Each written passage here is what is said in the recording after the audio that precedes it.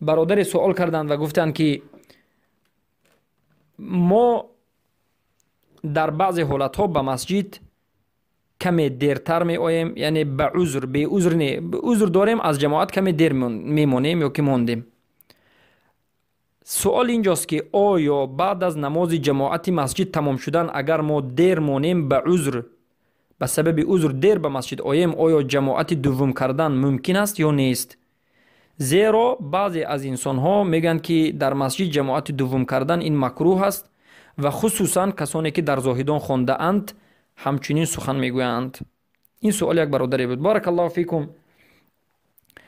در مسجد در یک وقت دو رکعت دو جماعت شدن البته این مکروه تحریمی است و حتی علما میگن حرام است و گناه کبیره است و جایز نیست که در یک مسجد در یک وقت دو امام باشد و این اختلاف در بین مسلمان ها است. الله سبحانه و تعالی نهی کرده است: واعتصموا بحبل الله جميعا ولا تفرقوا.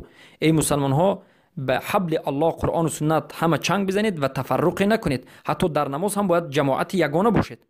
اما این برادر میگن که بعد از نماز جماعت تمام شدن این دیگر مسئله است. یعنی وقتی که شما آمدید که جماعت تمام است نماز خواندن جایز است، باکی ندارد، هیچ مشکلی ندارد. بارک الله فیکم. در یک مسجد دو بار سه بار چهار بار خوندن هم جایز است. وقتی که مثلا یک انسان اومد نماز جماعت رو در وقت معینش خواند و رفت، به عذر کسی در راه دیر موند، یک عذری داشت، یک 4-5 نفر اومدن یک جماعت دیگر کردن و سومین گروه آمد که اون هم عذر داشت و آمد جماعت دیگر کرد و خواند، هیچ مشکلی ندارد. و کسانی که این را مکروه میگن البته خطا کردند اما هیچ مشکلی ندارد.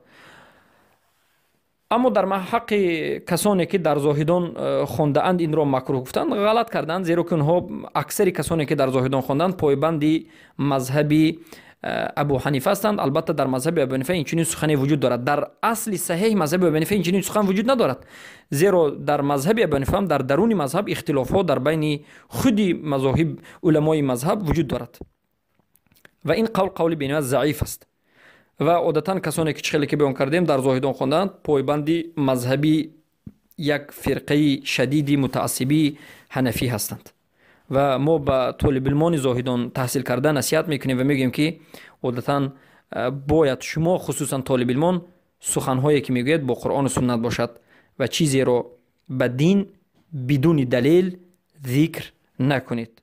بارک الله فیکم. و البته این سؤال برادران و خواهرانی که تا این دم به ما فرستاده بودند، بارک الله فیکم، به همه سؤال دهندگان تشکر میکنیم و از الله سبحانه و تعالی دعا میکنیم که الله سبحانه و تعالی هم به بنده و هم به شما توفیق عمل کردن به جواب این سوال ها را نصیب بکند و تمام برادران و خواهران سوال کننده الله سبحانه و تعالی خودش موفق به اخلاص و موفق به متابعت رسول اکرم صلی الله علیه و آله بکند. سبحانك اللهم بحمدك اشهد ان لا اله الا انت استغفرك واتوب اليك. الحمد